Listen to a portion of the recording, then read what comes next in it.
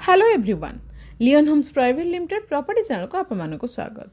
आपण मानकर बहु मात्रा रे इनक्वारी आसुला कि डेवलपमेंट एरिया रे लो कॉस्ट रो किछि प्रॉपर्टी अणा जाऊ।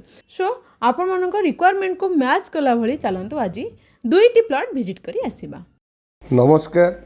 भुवनेश्वर मदनपुर एरिया रे थिबा गीता इंजीनियरिंग कॉलेज बहुत भल लैंडमार्क जोटा कि एबे समस्ते गांधी इंजीनियरिंग कहले भी जानी पारुचंती।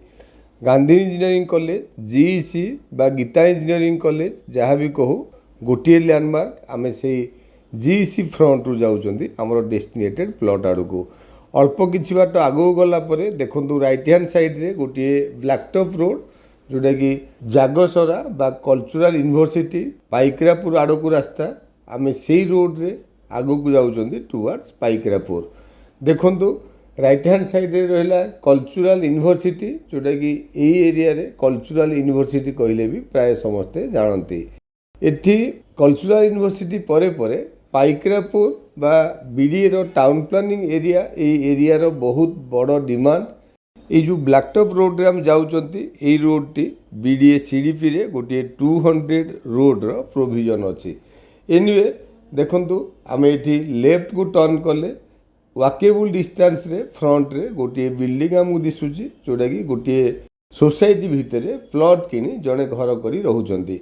सेही सोसाइटी गेट भितर आमर डेस्टिनेटेड प्लॉट एबे देखंतु आमे सोसाइटी गेट भितर ही एबे एंट्री करि सारलेनी एंड जिबा आमर डेस्टिनेटेड प्लॉट आड़ को आपण माने क्लियरली देखि पारुचंती 30 फीट रोड ऑलरेडी डिमार्केशन हेई सारिची एंड सोसाइटी रो बाउंड्री वाल भी एठी कंप्लीट हेई सारिची। सो आगु को जेतिकी आमे प्लॉट देखिबा सब गुडा को सोसाइटी प्लॉट एंड प्लॉट गुडी को घरवाड़ी मध्य हेई सारिची।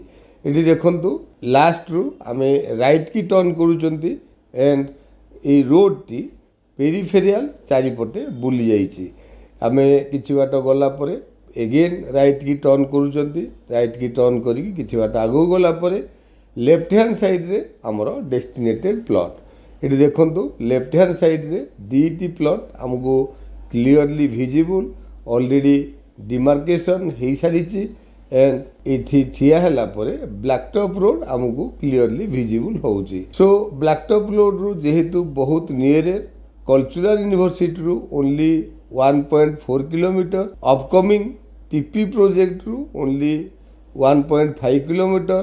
सो डेफिनेटली प्लॉट टी आपण मन को पसंद हबो। Thank you.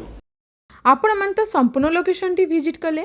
एठी हमर दुईटी प्लॉट अवेलेबल अछि ता सहित छोटो लैंड मध्य घरबाड़ी प्लॉट।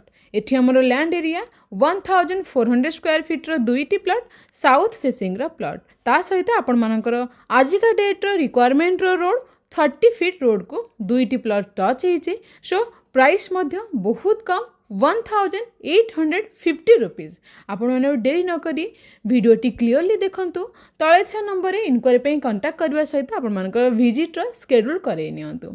जदि आपण माने चैनल ले नुवा चैनल को सब्सक्राइब करिया सहित बेल आइकन प्रेस करिया को जमार भूलिबेनी।